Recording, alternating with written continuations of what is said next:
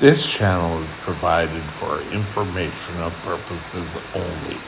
Contact your physician for any diagnostic or treatment plan.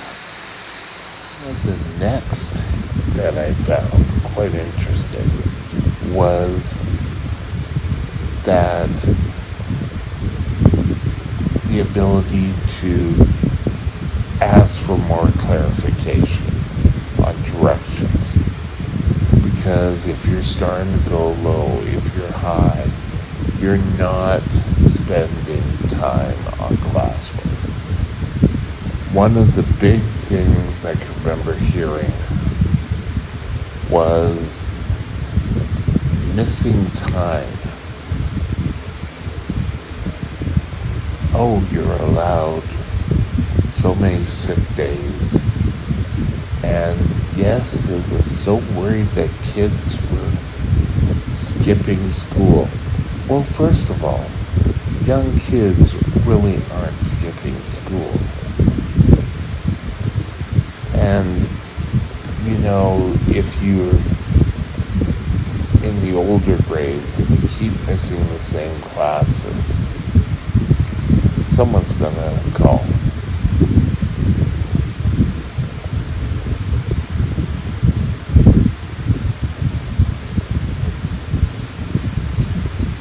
No participation in driver's ed or use of powder sugar if blood sugars are less than 70, 3.9, or over 350, 350 divided by 18.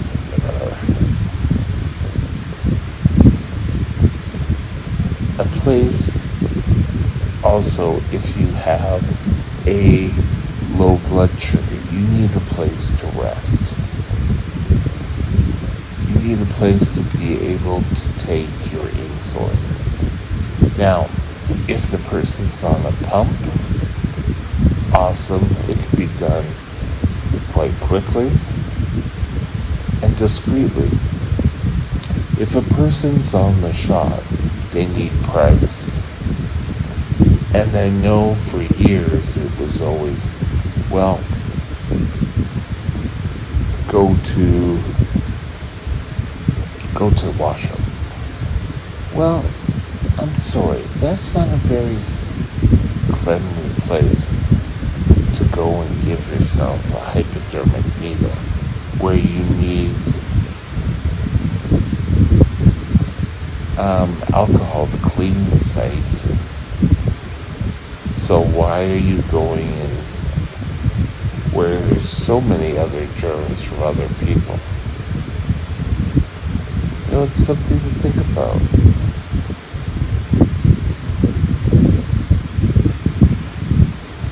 Now, parents can accompany on field trip. The excitement's still going, and if parents are able to, or aunts or uncle who know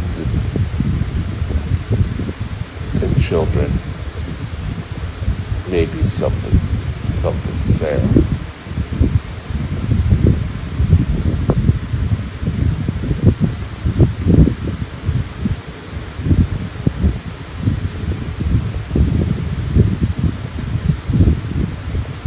Now here's one, it would have been totally unthinkable, but there wasn't that many field trips in high school where I was. Is accompany on a field trip, which we just discussed, but also having a nurse. So if your son or daughter is having low blood sugars, you may ask,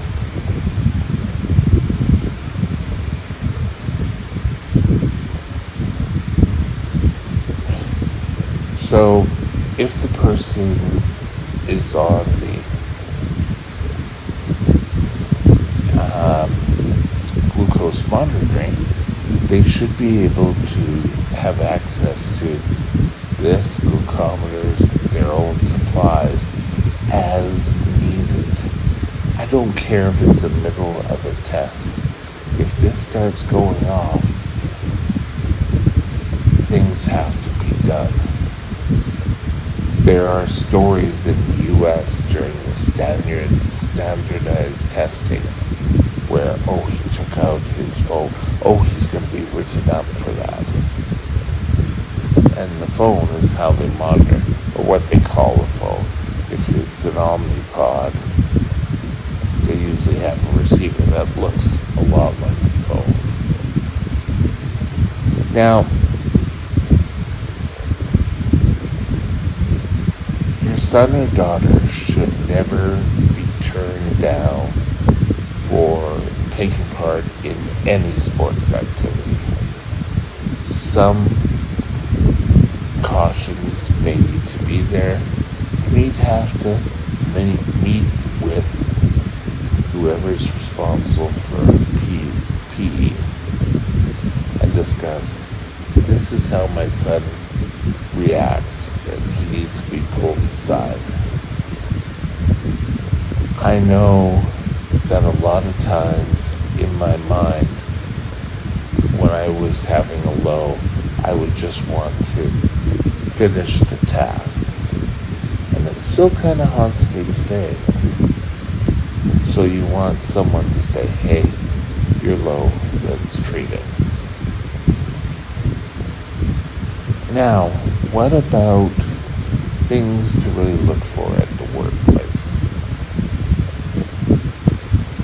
When I worked for the convenience store, it really wasn't too bad of an issue. When I was in the store, my stuff could be kept in the back room.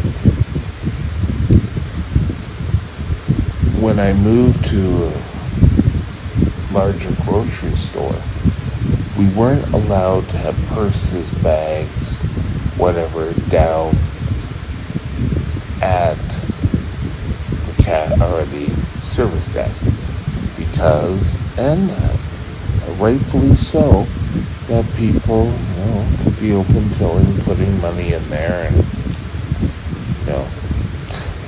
it's not something we do, but it had been done. So I got special authority that I could keep my bag down there. It's important to note that I also gave them permission to open it up and look at it at any time, any pocket on the bag, because I needed that bag close by me, and it was a right, it was a right, but it was also a privilege, and I wanted them to know, you could come down, take a look, whatever. I don't care if I was on my break, whatever. You could always take a look at it. I never had a locker because I had everything in my bag. So, it was a good thing.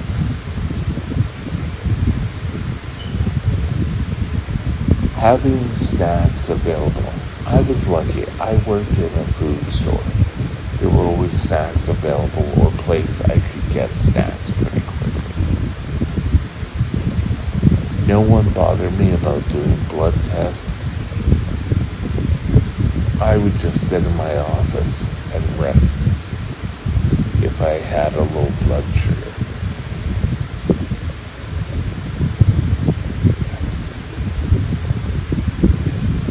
I can remember I had a low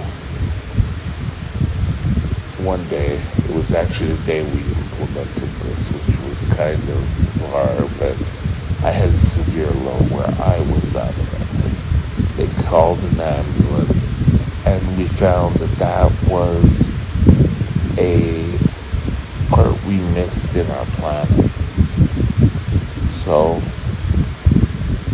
now whoever was the department head would request anyone who was a diabetic or had another underlying medical condition be taken care of, or let them know, so that if there is an issue, they're not dragged up and have a chat to. They shouldn't have to be.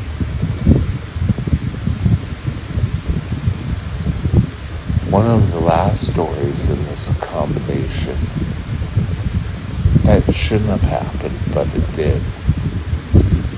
I eventually started work as a general manager at an optical store. It was a rather big chain. I had my insulin in my briefcase sitting on something. Someone came in and moved something, my bag fell out, and my syringes fell out. This person took it amongst themselves to call HR and say, hey, this guy has syringes, he's on drugs. And instead of HR contacting my immediate superior, I was called in and I was pretty much belittled. Okay, you have to go get we want to know all your drugs and everything. And it's kind of like, I'm a type 1 diabetic. Here's the insulin bottle. Here's the glucagon. But no, I still had to go get medical acceptance to work there. To tell you the truth, I didn't work there much after. After that, it was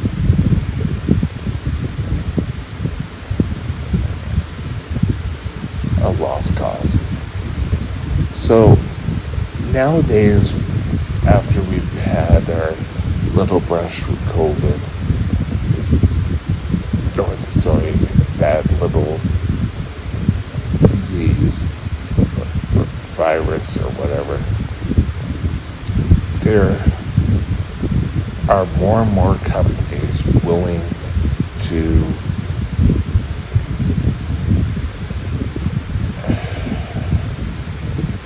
open up to more accommodations, because good workers are hard to find.